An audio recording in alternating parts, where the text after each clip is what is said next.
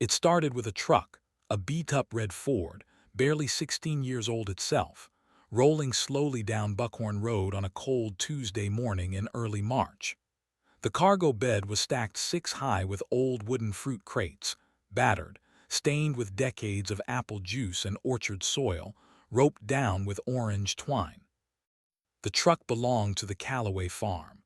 Everyone in Milbrook Hollow, Virginia knew it. What nobody could figure out was where those crates were going.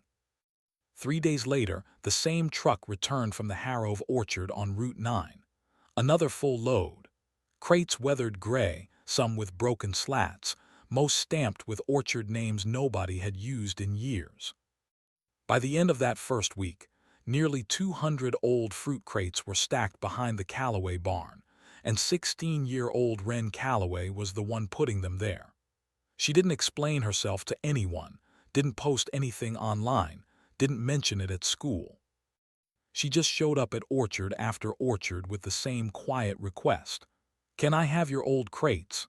And most farmers said yes, mostly because they were glad to get rid of them.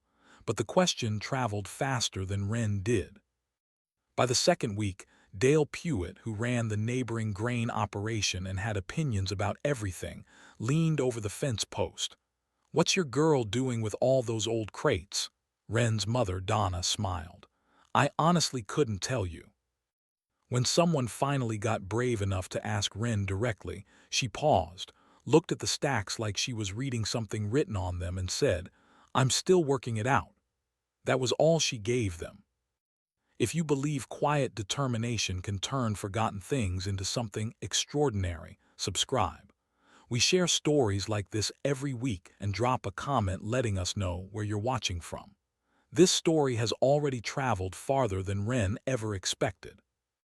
What most people in Milbrook Hollow didn't know was that Ren had been planning this for nearly a year. It had started with a conversation.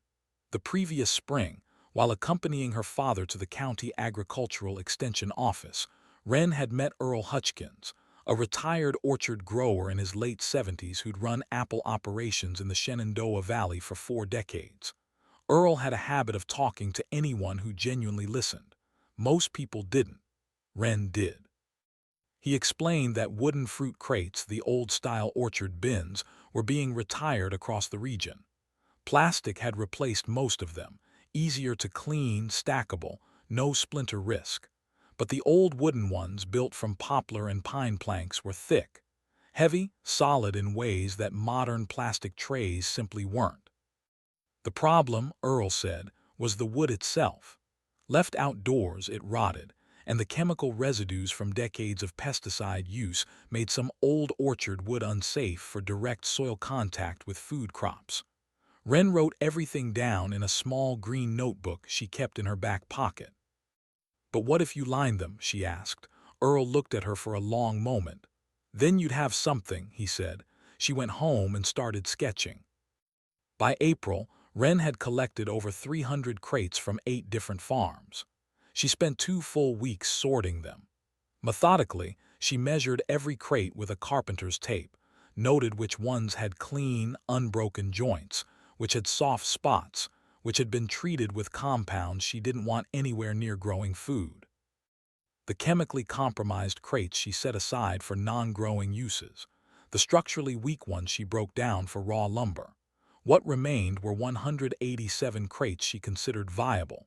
She sanded them, sealed every interior face with food-safe linseed oil, then lined the bases with landscaping fabric, allowing drainage without letting soil contact old wood directly.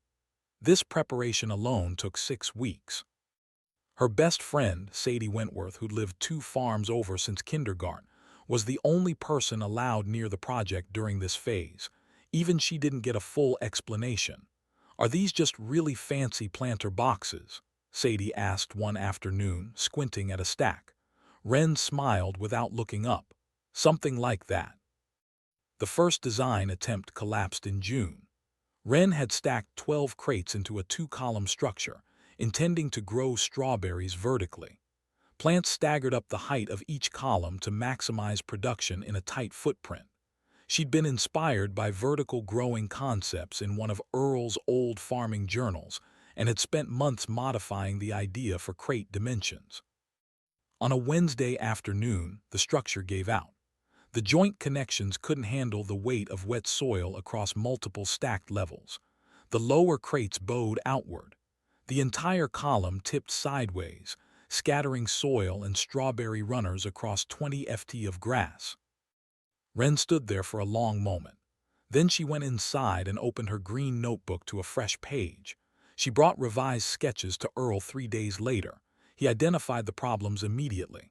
The load-bearing calculations were off, and she hadn't accounted for how much wood expands when it absorbs moisture. She needed cross-bracing between columns, and she needed to reduce soil depth per crate to cut weight at every level. Light growing mix, Earl said, tapping the sketch. Coconut coir and perlite holds moisture without the mass. Ren's notebook gained 5 new pages before she left. By August, the rebuilt structures were holding 12 modular columns, each standing 5 crates tall, arranged in a gentle arc, along the south-facing wall of the Callaway barn. That placement wasn't accidental.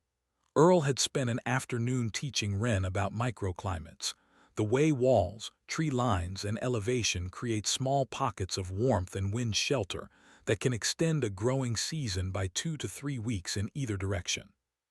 She had drilled precise planting holes into the sides of every crate at staggered intervals, not just the tops, so that strawberry plants and fall raspberries could push outward from every face of every column. Air flowed freely around each plant, reducing the fungal pressure that commonly devastated dense ground-level berry plantings. At the base of each column, shallow collection trays caught drainage water. A gravity-fed line made from salvaged drip tape redirected it back to the top of each structure through repurposed rain barrels. A closed-loop irrigation system from nothing but parts that other people had thrown away. Dale Pewitt stood at the fence in August and didn't say anything for a long time. Where'd she learn that? He finally asked Donna. From paying attention, Donna said. The first real harvest came in September. Not enormous, not miraculous, but genuinely real. Dense clusters of ever-bearing strawberries and fall raspberries from vertical surfaces that planted flat in traditional rows would have required nearly 4 times the ground space. Ren calculated her yield per square foot and compared it against standard flat row production data she'd pulled from extension publications. Her system was producing at roughly 3.2 times the density, not from any single magic ingredient, but from compounding advantages that stacked quietly on top of each other: vertical space use, improved airflow reducing crop disease loss, water recapture cutting irrigation demand by nearly 60%, and microclimate placement stretching her productive season deep into October. She typed the numbers into a clean 1-page summary. Then she called Earl. "I want to show you something," she said. Earl drove out that Saturday morning. He moved slowly down the arc of crate columns, bending to check joint connections, pressing fingers into soil to test moisture levels, counting plant spacing intervals with his eyes. He didn't speak for 15 minutes. "How many crates total?" he asked. 187, Ren said. He looked at her steadily. "You built all of this from things people threw away." Ren looked at the columns. "The crates were already built," she said. "I just gave them a second job." Winter brought frost and new problems Ren hadn't anticipated. Even well-sealed wooden structures had a productive lifespan. After 3 to 5 seasons of moisture cycling, wood degradation would eventually compromise the frames. The system needed a built-in rotation plan, a way to phase out worn crates without disrupting the columns still producing around them. The solution she designed was modular exchange. Individual columns could be deconstructed and rebuilt without disturbing neighboring units, and the retired crates didn't go to waste. Their degraded wood composted cleanly into organic matter that improved the soil beneath the system's footprint. The entire cycle closed on itself. Orchard waste became growing structure. Growing structure became compost. Compost fed the soil. Soil fed the next season's crop. Ren spent January and February documenting the full build process with her high school agriculture teacher, Mr. Dancency, who helped her translate field notes into a proper assembly guide: soil mix ratios, irrigation schematics, microclimate positioning principles, rotation schedules. She didn't know yet that anyone outside Milbrook Hollow would ever read it. When the County Agricultural Extension hosted its Spring Field Day in April, Ren was invited to present. She hadn't asked to be. Earl had made a call. 43 farmers stood in the Callaway backyard that morning, including Dale Pewitt, who arrived early and stood near the front without saying anything. They watched Ren walk them through the columns, now entering their second productive season, new growth already crowding the planting holes on every face. She explained airflow, drainage, soil weight math, microclimate mapping, and pollinator access. She'd planted a low border of borage and phacelia along the base of each column specifically to draw native bees to a structure that, unlike flat ground rows, kept flowers and fruit at bee height across multiple vertical levels simultaneously. She answered questions for over an hour without notes. 3 farms requested formal consultations before the group broke for lunch. Dale Pewitt waited until almost everyone had left.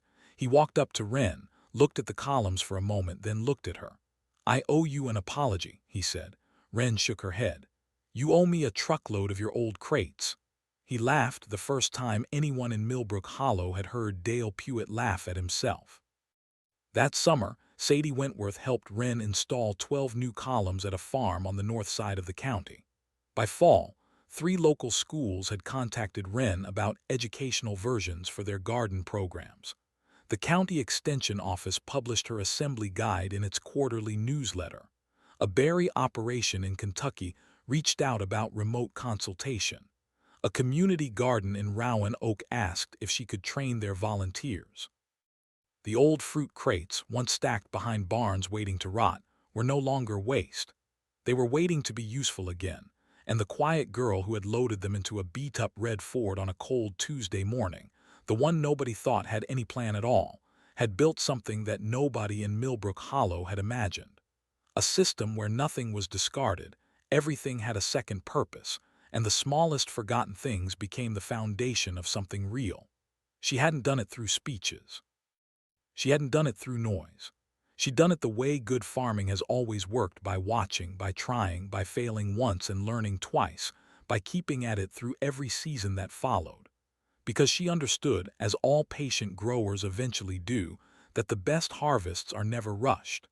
As the pioneering soil scientist William Albrecht once wrote, "Soil is the great connector of lives, the source and destination of all." Ren Callaway understood that not just about soil, but about everything that grows from it, including